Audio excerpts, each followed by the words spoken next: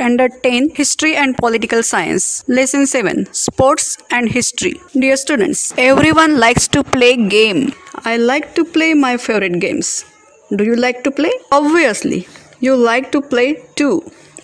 In school, sports period is our favorite one. Everyone eagerly waits for this period. Our today's topic is sports and history. What is sport? An activity involving physical exertion and skill in which an individual or team compete against another or other for entertainment is known as sport. Sport एक ऐसी activity है जिसमें हमारा physical exertion होता है, शारीरिक तौर पे हमारा व्यायाम होता है और उसके साथ ही हमको कुछ स्किल्स जो है वो दिखाने पड़ते हैं, या तो इंडिविजुअली या फिर टीम जो है हमारी। और ये किस लिए खेला जाता है? तो ये एक तो एंटरटेनमेंट के लिए खेला जाता है, दूसरा खुद के एंटरटेनमेंट के लिए और दूसरा सभी के एंटरटेनमेंट के लिए खेला जाता है। Sport is govern by a set of rules और कस्टम्स। इसके कुछ रूल्स रहते हैं और विद इन दैट लिमिटेशन जो गेम है, स्पोर्ट है, वो खेला जाता है। Let's turn to the lesson. Sports combine entertainment and physical exercise.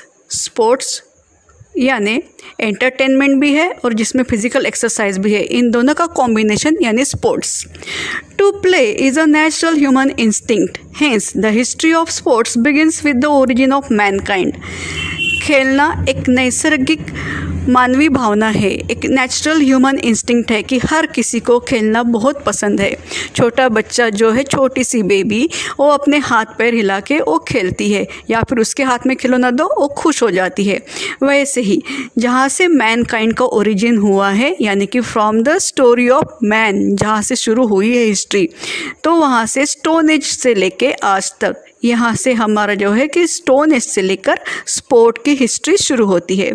Various games have been played since the beginning of civilisation. हर देश का अपना सिविलाइजेशन है और हर सिविलाइजेशन में जो है अलग अलग गेम्स खेले गए हैं। ये शुरू से ही हर सिविलाइजेशन का गेम एक हिस्सा रहा है। Hunting was indeed a way of obtaining food for the ancient people, but it was also looked upon as a game and entertainment. Hunting यानी कि शिकार करना, शिकार इसलिए की जाती थी ताकि उनको फूड, शिकार मिले और वहाँ से उसी शिकार को पकाकर खाते थे। यानी कि शिकार करना जो है एक उनकी ज़रूरत थी और उस एंशिएंट पीपल की ज़रूरत थी, और उसके साथ में एक गेम था और उससे उनका एंटरटेनमेंट, उनसे उनका मनोरंजन भी हो जाता था। The ancient Indian literature and epics mention various games such as games of dice, द्यूत, wrestling, horse and chariot races and chess। हमारे इंडिया का जो एंशिएंट लिटरेचर है या फिर एपिक्स है, जो महाकाव्य है, उनमें भी काफ़ी सारे गेम्स का जो है गेम्स के नाम आए हैं, जैसे कि डाइस, गेम्स ऑफ डाइस यानी कि द्यूत जो महाभारत में खेला गया था, रेसलिंग, हॉर्स चैरियट रेसेस यानी कि घोड़े की जो रेसेस रहती है, या फिर जो रथ उस टाइम में यूज़ किए जाते थे फॉर ट्रांसपोर्टेशन, तो ये रथों की रेसेस, चेस, ये ऐसे एंशिएंट एपिक्स में या फिर इंडियन लिटरेचर में ये सारे गेम्स वहाँ पे मौजूद है। यानी कि इसकी हिस्ट्री जो है, गेम्स की हिस्ट्री जो है काफ़ी एंशिएंट है, ऐसे हम मान सकते हैं। Do you know there are a number of training centers for wrestling and other sports? हमारे इंडिया में काफ़ी सारे ट्रेनिंग सेंटर्स है जहाँ रेसलिंग और अदर स्पोर्ट्स की ट्रेनिंग दी जाती है। टेक्निकली वो गेम कैसे खेलना है वो वहाँ पे सिखाया जाता है। नंबर 1 व्यायामशाला ऑफ फेमस रेसलर्स जुम्मा दादा एंड मानिक राव, वडोदरा में है ये। सेकेंड क्रीडा विद्यापीठ पटियाला। थर्ड स्वर्णिम गुजरात स्पोर्ट्स गांधीनगर। फोर्थ खासबाग तालीम एंड मोतीबाग तालीम कोल्हापुर। फिफ्थ हनुमान व्यायाम प्रसारक मंडल अमरावती। सिक्स श्री शिव छत्रपति क्रीडा संकुल बालेवाड़ी पुणे। तो ये सेंटर्स है जहाँ पे, ये जो प्लेसेस हैं जहाँ पे इन गेम्स की ट्रेनिंग दी जाती है। Here 5 interwoven circles are given. Sports and Greek is a very ancient equation. The Greeks were the first to standardize the rules of sports and organize them systematically. Sports और Greek, इसका एक बहुत ही अच्छा equation है कि अगर दुनिया में कहीं गेम्स की शुरुआत अगर कही है तो हम ग्रीक का नाम उसमें ले सकते हैं कि ग्रीक एक ऐसा पहला जो देश था जिन्होंने कुछ रूल्स, स्पोर्ट्स के लिए कुछ रूल्स जो है वो सेट किए थे और उसके साथ में उसको ऑर्गेनाइज भी किया था। सबसे पहली बार उन्होंने ही ऑर्गेनाइज किया था इन गेम्स को। They started sports competitions of discus throw, horse and chariot races, wrestling and boxing etcetera. तो उस एंशिएंट टाइम में जो गेम्स उस टाइम में खेले जाते थे जैसे कि डिस्कस थ्रो है, हॉर्स चैरियट रेसेस है और रेसलिंग, बॉक्सिंग, तो इन गेम्स का जो है ऑर्गेनाइजेशन ग्रीक्स ने पहले किया था। The ancient event of Olympic competitions used to be held at Olympia the ancient Greek city. ये जो है कि इन गेम्स का ओलंपिक कॉम्पिटिशन जो है सबसे पहली बार ग्रीक देश के ओलंपिया सिटी में, उस टाइम में उनको सिटी स्टेट्स कहा जाता था, तो ओलंपिया नाम के शहर में सबसे पहली बार जो है ये ओलंपिक कॉम्पिटिशन्स अरेंज किए गए थे। To be able to participate in Olympic and be a winner is suppose to be a great honour for sports person.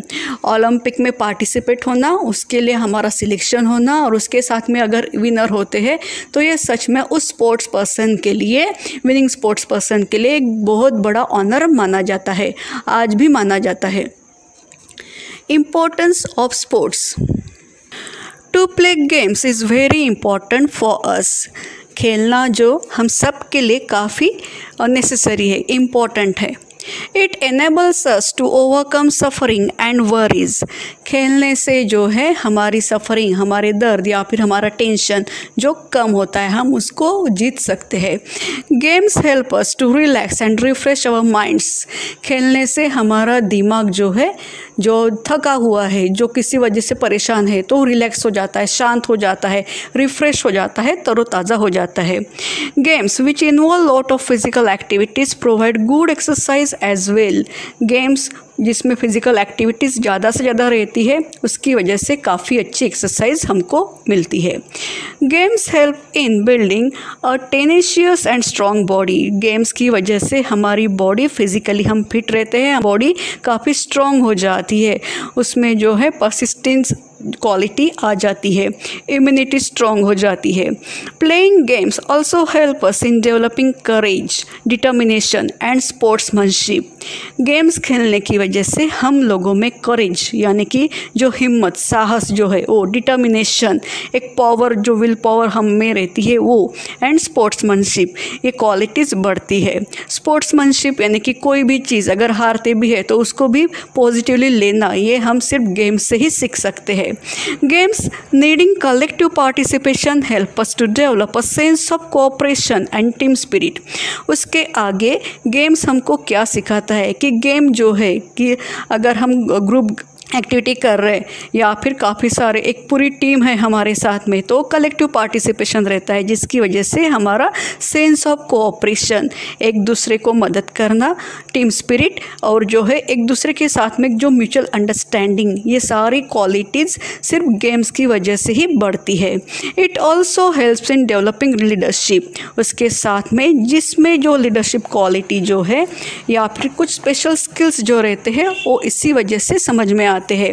Naturally हर किसी में वो लीडरशिप क्वालिटी नहीं रहती, लीडरशिप क्वालिटी टीम में किसी एक या दो के पास में ही रहती है, तो ये लीडरशिप क्वालिटी भी जो है गेम्स की वजह से ही समझ में आते हैं और इसीलिए ये पूरा इम्पोर्टेंस है स्पोर्ट्स का।